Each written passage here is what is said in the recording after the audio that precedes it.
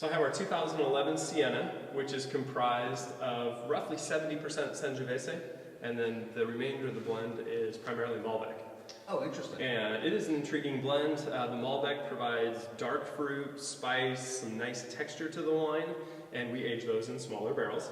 So our Malbec has a nice aging program in small barrels, and the balance of the wine is the Sangiovese that you see here in these larger barrels. So by the time we go to bottle this, after just over a year in barrel, the Sangiovese is still bright and fresh, and the Malbec has been aged and has sort of evened out. If we put the Malbec in these big barrels, it would still be rather intense. So kind of a raw wine. Exactly. So we use both barrel types in this wine to best showcase our Sangiovese and our Malbec together. So where does the Sangiovese and the Malbec grow? Where's it coming from? This is more of our valley floor wine. The Sangiovese comes from the northern end of Alexander Valley, and we have a little in Dry Creek as well. The Malbec is exclusively Dry Creek for this wine.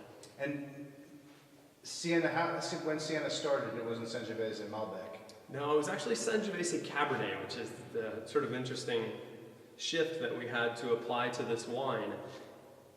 No matter how you blend Sangiovese and Cabernet, their bottling times and the way they develop, Cabernet takes significantly more time and is really rough and not developed to be complementary for Siena for the Sangiovese component. So you have Sangiovese sort of on the tail end of its maxing aging potential in barrel, and you have Cabernet Sauvignon just getting started. So there really was never a really friendly time to blend those together. So you would back off on the Cabernet significantly and use it as a nuance. Whereas with Malbec, we're able to give it enough of a blend quantity to where it lends all of its fruitiness, it still lends texture, it still lends a richer mouthfeel, yet it's appropriate with Sangiovese. It works wonderfully. So when somebody's opening a bottle of Siena, what should they expect?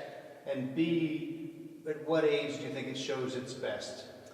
Yes, Siena after about, we don't release it till about 9 months after it's had bottle age. We try and give it appropriate bottle age.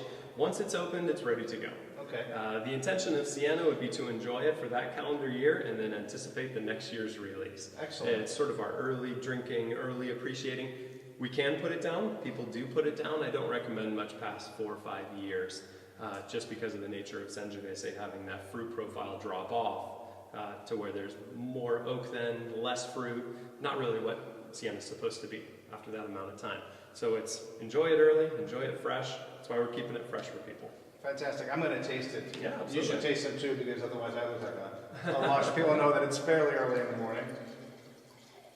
So it's got a very pretty fruit-driven nose. The oak is definitely playing a supporting role and is not front and center. Absolutely. The oak here is generally around 15 to 20% new oak, and the puncheons have a very low oak impact. So this wine's all about cranberry, blackberry, raspberry, strawberry, anything red and berry is what we want in glass.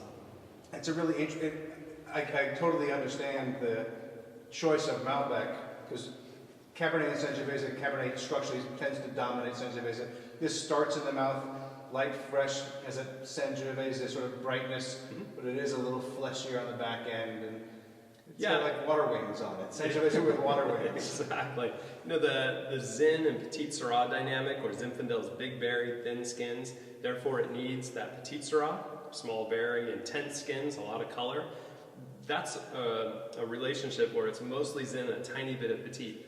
Malbec and Sangiovese, you can really work quite a significant component of Malbec in there.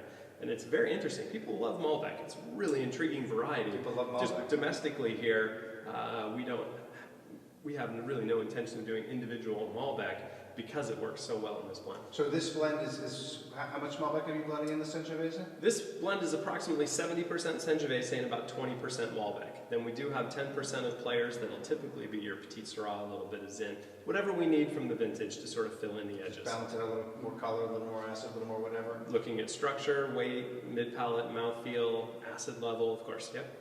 Fantastic. And do we know the price of Siena? Last time we had to look off camera. Yeah. $25. Retails for $25. Retails for $25, great value. Yeah.